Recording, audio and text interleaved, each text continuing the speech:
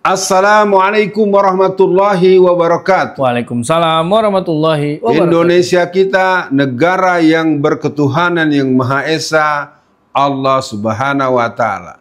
Indonesia kita negara yang berkemanusiaan yang adil dan beradab. Indonesia kita negara yang memiliki doktrin persatuan dan prinsip-prinsip permusyawaratan, prinsip keadilan, akan segera membentangkan, dibacain berita. Bung kameramen disilahkan. Baik, alhamdulillah Bu Alfian, kita bisa berjumpa kembali, syuting kembali. Nah, hari ini kita akan membahas refleksi pendidikan politik yang Bung Alfian sering gaungkan, sering lakukan lah maksudnya gitu. Nah, ini kan mungkin sudah berjalan berapa tahun Bung Alfian ya? 1,5 tahun. 1,5 tahun lah ya. Tapi anggap aja lah mungkin kita refleksi yang 2024. Nah, di sesi ini Bu Alfian, apa yang perlu direfleksikan atau otokritik lah ya di 2024 kemarin Bu Alfian? Apakah mungkin masih kurang ideal atau masih kurang persiapan atau masih ya ada beberapa hal yang perlu dibenahi Bu Alfian? Untuk sesi awalnya silakan Bu Alfian. Ya, terima kasih pada Bung kameramen yang mencoba membuka arsip penyelenggaraan yang bernama Pendidikan Politik Islam. Pemirsa, pendidikan politik Islam merupakan sebuah aktivitas sadar yang dilakukan dengan terencana, dengan terukur, dengan formula-formula rekrutmen, dengan formula-formula manajemen belajar, dan dengan filosofi belajar andragogi sistem. Ini mungkin penting sebagai sebuah proses belajar orang dewasa. Kegiatan ini kita awali di bulan September tahun 2023. September 2023. Jadi artinya saya sepakat dengan Bung kameramen, cukup kita melihat secara fokus di tahun 2024. Karena di 2023 bulan September itu mesti sangat merintis, baru merintis. Ya, dan alhamdulillah perjalanan sudah kita tuntaskan terakhir di kota Semarang, persisnya di Lingkar Semarang Raya, tanggal 15 Desember tahun 2024. Subhanallah, program itu, agenda itu adalah program milenial kolosal. Ya, alhamdulillah dominan pesertanya adalah anak-anak, pemuda-pemudi yang berusia 17 sampai 40-an tahun. Nah, kembali ke soal tadi, pertanyaan soal kritik. Kritik yang pertama pasti kritik yang berhubungan dengan bahwa kegiatan ini masih belum dilihat sebagai hal yang perlu ditengok, dilirik. Mungkin bukan sebelah mata, seperapat mata Bung kameramen. Kelihatannya masih belum paham, dan mungkin dengan ini saya kabarkan, ini upaya kita untuk menyiapkan SDM, untuk menyiapkan tenaga-tenaga kepemimpinan yang dipilih oleh masyarakat secara langsung. Dari tingkat lurah, terutama kepala-kepala desa, bupati-bupati, wali kota, ya, gubernur. Nah, itu kira-kira akan kita lakukan penanganan ini, dan kita mulai melakukan ini secara lebih mengalami strategi jumping sistem, jumping manajerial, insya Allah untuk angkatan pertama dengan catatan angkatan ke-27 itu kita langsungkan di hari Ahad tanggal 26 bulan Januari 2025 di daerah Lingkar Keduraya, di mana persisnya nanti akan kita kabarkan kepada masyarakat luas. Intinya pendidikan ini akan dilangsungkan di seluruh Indonesia. Untuk Jawa Tengah, kita menyebutnya sebagai Komando Jawa Raya. Dan kemudian kita akan sampai ke Banten, ke Jakarta, yang sudah kita langsungkan di Lampung. Begitu, Bu? Ya, Bu Alfian, memang membahasakan politik ke masyarakat kita ini memang tidak terlalu mudah ya, Bu Alfian. Apalagi kalau Bu Alfian salah satu tempatnya adalah di Jawa Tengah. Itu kan unik juga ya. Dulu orang plek ketiplek mau PDIP terus, sekarang ditambah nih antara PDIP dan Jokowi di sana porosnya. Nah, mudah-mudahan kekuatan politik Islam menjadi kekuatan tersendiri di Jawa Tengah agar tidak bergantung pada Jokowiisme atau PDIPisme. Itu kan menjadi bahaya juga. Nah, Bu Alfian juga mungkin kalau saya sebagai netizen punya saran, mungkin juga perlu ada cara-cara atau strategi-strategi agar bisa menjangkau Gen Z, Bung Alfian. Bukan hanya pesertanya ada yang dari Gen Z, Tapi bagaimana misalkan ada sedikit bocoran-bocoran materi yang bisa dibahasakan atau dikontenkan yang akhirnya masuk di TikTok misalkan, atau masuk di Shorts YouTube, atau di Reels Instagram. Itu karena menurut saya sedikit banyak sekarang Gen Z itu sudah mulai melek politik, Bung Alfian. Sama halnya dengan PPN. Nah, tapi rata-rata mereka itu melek politiknya ketika hasil politiknya sudah berdampak buruk kepada mereka. Mereka tidak meleknya di saat proses, misalkan pilpres, proses pilkada. Itu yang saya rasakan, Bung Alfian. Nah, mungkin di sesi tengah ini, apa agenda atau target atau semangat Bung Alfian di 2025 ini untuk pendidikan politik? Karena menurut saya persiapan 2029 kita tidak bisa main-main. Kita nggak tahu sampai kapan Prabowo menjadi sohibnya Jokowi terus. Apakah kalau sampai Prabowo 2025 masih Jokowiisme, ya kita mau nggak mau harus ganti presiden, Bung Alfian. Yeah. Nah, kemudian yang kedua, dominasi Gibran dengan segala gimmicknya ini sangat menyirap, menghipnotis masyarakat bawah, Bung Alfian. Bagaimana kedatangan Gibran, mereka masih bahagia, mereka tidak mengetahui masalah fufu, fafa, dan lainnya. Nah, mungkin di sesi tengah ini, agenda 2025 PPI, bagaimana, Bung Alfian? PPI 2025 adalah PPI generasi baru yang insya Allah bukan sekedar asal bicara. Kata kuncinya, masukan netizen tadi yang mengatakan tentang perlunya Gen Z dalam konteks bukan kepesertaan secara fisik saja, tapi juga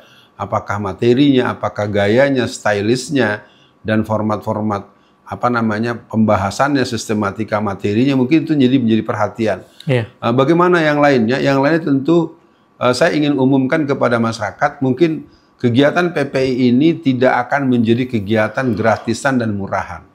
Mungkin kami hanya akan memberikan clue bahwa kegiatan inilah bagian daripada ikhtiar kita untuk menjawab pernyataan-pernyataan selalu bilang nggak siap, nggak ada orang, nggak siapa ya, kebingungan. Nah, wilayah-wilayah ini yang harus bisa kita redam.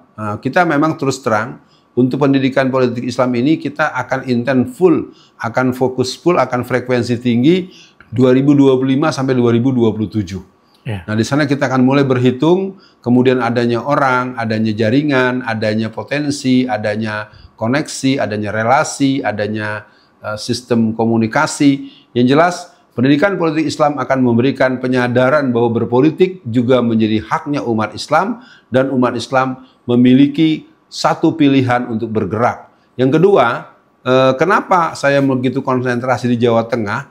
Kalau kita menonton film G30 SPKI, kita akan mendengarkan pernyataan Den Aidit.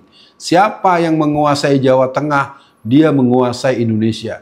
Jadi saya sudah melakukan pekerjaan sesuai dengan perang di medan tempur, the battle of politik, the war of politik. Jadi sekali lagi, di Jawa Tengah merupakan saya langsung ke medan perang melawan musuh-musuh yang tentu dengan edukasi, dengan sosialisasi, dengan internalisasi, yang akhirnya kita akan lahirkan kembali di Ponorogo, kita akan lahirkan kembali Ki Mojo, juga Omar Said Cokro Aminoto, Haji Saman Hudi, dan sederet nama tokoh-tokoh pejuang dari tanah Jawa yang ternyata setelah saya telusuri selama kurang lebih 2 tahun belakangan secara intensif, luar biasa. Perjuangan Islam ternyata pemasok utama SDM-nya berasal dari tanah Jawa.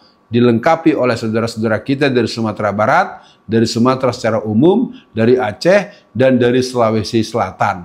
Itu sebagai satu fakta bahwa pernyataan di tengahan ini, PPI tentu tidak akan berjalan sendiri. Kita akan berkoneksi dengan PQ, political question-nya Bang EF, Kang EF Saifullah Fatah, dan juga studi politik yang dibuat oleh salah tokoh yang berada di Surabaya. Dan saya dan teman-teman tim Gempa, Gerakan Memilih Pemimpin Amanah dengan program unggulan yang bernama PPI, siap untuk berinteraksi, berkolaborasi, bekerja sama untuk izul Islam wal Muslimin, dan partisipasi masyarakat mayoritas Islam untuk menjadikan Indonesia berhaluan Islam. Ya, Bung Alfian, Jawa adalah kunci kalau di film G30 SPKI-nya kan. Nah, Bung Alfian, melek politik ini kan kadang-kadang kalau kita melihat ya Gen Z itu kan juga sebetulnya ini, Bung Alfian. Misalkan pertama ketertarikan dia dengan tokoh, ngefans lah dengan tokoh, atau mungkin dia kerja di lingkungan si tokoh tersebut. Nah ini kan bukan bagaimana sih ya, perlu disiasati Bu Alfian. Jadi daya tarik politik itu bukan daya tarik material atau ngefans, tapi mungkin perlu ada daya tarik pemahaman mereka bahwa hidup dan mati kita untuk agama Allah gitu. Kira-kira kan itu yang masih kurang dipahami atau diminati oleh banyak orang gitu Bu Alfian. Karena kalau hanya untuk Allah dia mikirnya, gue nggak dapet duit nih.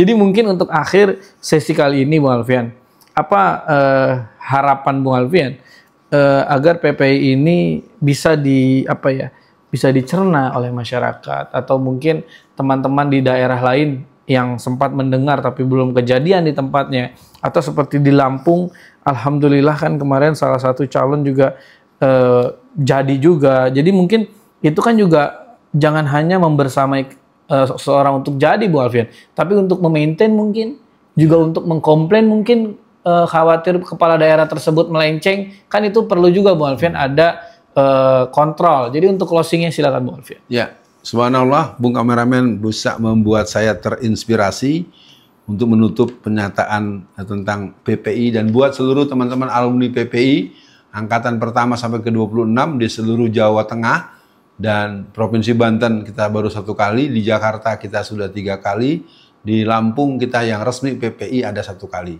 Semuanya ada 26 angkatan. Kita sudah punya tercatat dalam dokumen arsip ada 750-an orang yang pernah ikut dalam pendidikan politik Islam. Maka yang pertama yang ingin saya katakan di kalimat penutup, kita akan lakukan reproduksi politisi milenial. Dan Bung Kameramen perlu paham, kita punya beberapa nama-nama yang sangat mengagumkan. Ada salah satu peserta itu baru SMA kelas 2, tapi dia sudah mengikuti PPI level lanjutan. Ya, namanya belum mau saya sebut dulu karena dia sedang mempersiapkan diri menjadi gubernur Jawa Tengah. Saya sudah menganjurkan dia untuk memulai merebut OSIS. Ya, dia mulai mengambil peran-peran di lingkungan terdekat, kemudian di usia yang tidak terlalu standar, tidak terlalu tinggi, di usia 25 atau 30 tahun kan boleh menjadi bupati atau wali kota. Jadi maju dulu di situ. Karena kalau di tingkat gubernur kan harus 35 tahun. Ya kan, kalau di presiden 40-an tahun. Itu yang pertama itu. Yang kedua, buat seluruh kawan-kawan anak-anakku sekalian, keponakan-keponakan dan remaja-remaja milenial, Gen Z atau Gen Alpha, mari bersiap-siap untuk bergabung sebagai orang-orang yang terlibat secara berstruktur. Dan SDM insan politik, Bung Kameramen, tidak harus jadi pimpinan-pimpinan otoritatif. Dia bisa jadi panitia penyelenggara, KPU-nya, PPK-nya, Bawaslu-nya, semua. Karena kalau dia punya visi politik dan dia bertauhid, berhaluan Islam, minimal dia akan bersikap adil, tidak akan membela orang yang salah, tidak akan bersikap curang dan tidak membiarkan kecurangan. Dia berani untuk bersikap sebagaimana Laskar PPK yang jumlah 70 KPK ya, Laskar KPK yang 75 orang itu kan sebenarnya orang-orang keren semua. TWK. Iya, yang kena TWK itu kan. Nah, sekali lagi, insya Allah pendidikan politik Islam akan menjadi sebuah kegiatan yang dicari, yang diminta. Nanti akan ada kabar resmi, akan dilakukan pengumuman terbuka PPI di daerah mana, kapan waktunya, bagaimananya, apa syaratnya. Kita akan buktikan Indonesia milik warga negara Indonesia, Indonesia milik Allah. Kita sebagai hamba Allah mengurus negara ini berdaulat tanpa penjajah dari Zionis maupun komunis. Assalamualaikum warahmatullahi wabarakatuh.